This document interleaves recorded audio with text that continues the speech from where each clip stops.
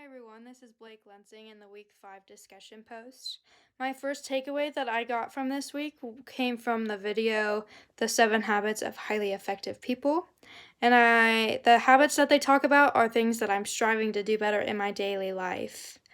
Being a proactive person and only focusing on the things that I control is one of the habits that I struggle most with because in my life I really enjoy having structure, and the things that are not in my control are not within that structure, and that annoys me. The thing I need to remember is that I have no control over these things and I can't let them bother me because in the end, they aren't adding anything or adding any positives to my life for that matter. And so I can't be focusing on it. I also really enjoyed the habit of putting first things first, meaning focusing on what is important to you and making it a priority. This is something that I've really been working on since the beginning of the new year. I've actually deleted most of my social media because I realized that it was not adding anything to my life. And in turn, I have been able to do more productive and fulfilling things in my day. Another takeaway that stood out to me was in the video How to Build Trust in Relationships, and the quote that stood out to me was, "You can make more friends in 2 months by becoming genuinely interested in other people than you can in 2 years spent trying to get people interested in you." And I think this is an amazing quote because I feel like most of the time people are trying to conform and trying to fit into groups, and they usually go unnoticed. And it reminded me of something that my boyfriend always says, and he says, "You're never going to find friends if you're looking for a certain person." And this is where becoming genuinely interested in others is so important, because if we try to make people interested in us or just look for people with similar interests, we miss out on some of the great people that could have been if we opened our eyes and been interested in the unknown. My final takeaway comes from the video How to Build and Rebuild Trust. One of the things that she said that stood out to me was stop thinking about what you think people want you to say and start saying what you need to say. I think this is a very powerful statement that I tend to apply in my day-to-day life. I have been known as being what you see is what you get, or in other words, a very honest person. And this has hurt me at times because people don't necessarily like it, and people are just expecting you to tell them exactly what they want to hear. But that sets unrealistic ideas of the situation at hand and doesn't resolve anything. I'm proud that I say what I need to say, and I believe that in turn I've created better and stronger relationships with people because of it. The 5 identities that I gave myself would be a sister, a daughter, a girlfriend, a shoulder to cry on, and a Christian.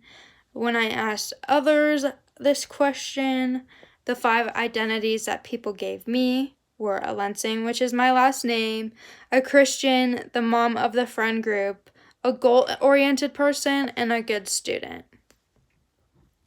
And it's very hard for me to think about the part of my identity that I think about most in my day-to-day life. The ones that I stated as my 5 identities are the ones I think about every day, and so I think all of them are the most salient to me. Being a Christian, I am constantly thinking of going through my day-to-day life in a fashion that shows my faith and making sure that I am doing deeds that show that. And then family is very important to me. I talk to my family almost every day, whether it be over FaceTime or just a simple text, and they're constantly on my mind. My boyfriend is also one of these people, obviously.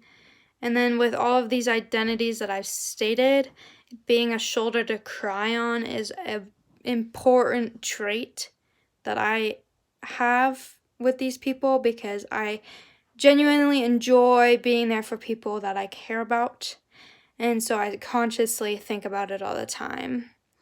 The ones that might not be as prominent in my thinking from day to day would be the identities the other people have said to me, because a lot of them came up with ideas that I believe are true, but I don't necessarily think about all the time. The identities that have the greatest effect on my life would be my faith and being a Lansing. My journey through my faith has been the most influential part of my life and has led me to be a better person in turn. And being a Lansing is an influential part of my life because the people within it have shaped who I am today. I don't think any of my identities put me in a subordinate position, but I think that is more based off how I perceive my life and the people in it. Most people would say being a daughter puts me in a subordinate position, but based on the relationship that I have with my parents, I would say that isn't true. People may also say that us being a student puts me in a subordinate position.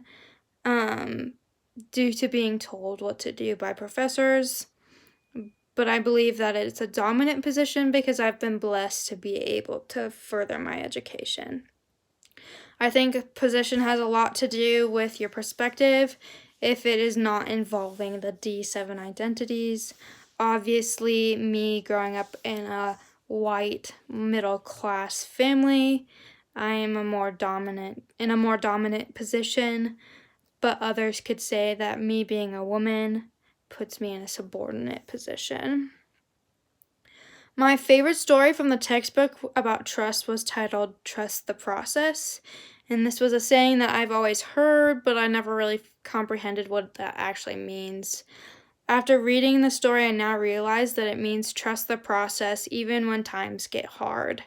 It's way easier to just quit when things get hard and move on, but you're not gaining anything and fulfilling anything by doing so. By keeping the end goal in mind and trusting yourself through the process, you will reach that goal with fulfillment and a sense of achievement. I believe trust is everything to me as a future educator. I need to have trust in my professors, that they are teaching me things that will prepare me to teach in a future classroom. I need my future students to trust that I am teaching them things that pertain to their lives, so they will be ready for the next chapter when the time comes. I need my future students' parents to trust that I know what I'm doing and that I'm preparing their students to be successful in their futures. And I also need to trust myself that I'm fully capable of teaching the material that the students are learning and that I will spark a love of learning if they don't already have it. I think one way that I can build trust as a multicultural educator is instilling in my students that my classroom is a judgment-free zone that will allow them to freely share their stories or ideas without worrying what others may have to say.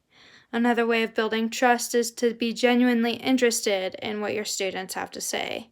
If you show interest, they will likely want to continue sharing their stories and ideas with you. A time that I lost trust was with a friend that I had. We would constantly make plans and she would always cancel last minute. I confronted her about it and she said that she would not do it anymore. And this went on for some time because I do believe in second chances, but it never changed. I finally decided that it was in my best interest and best for my mental health to stop being friends with her. And then the one time that I lost trust that I can recall was when I continuously made little lies to my parents when I was younger. I was probably like 5 or 6. They told me that I would be grounded if I continued this behavior, but I didn't believe them, and I continued to lie, and they found out. And the second that my dad found out, he ended up taking all my toys and all the things that I could mess around with and made me stay in my room the entire day by myself. Now, this seems a little harsh, but I think it was probably the best thing that could have happened to me because I learned that distrust or people not trusting you has its consequences. and since that day, I have not lied to them.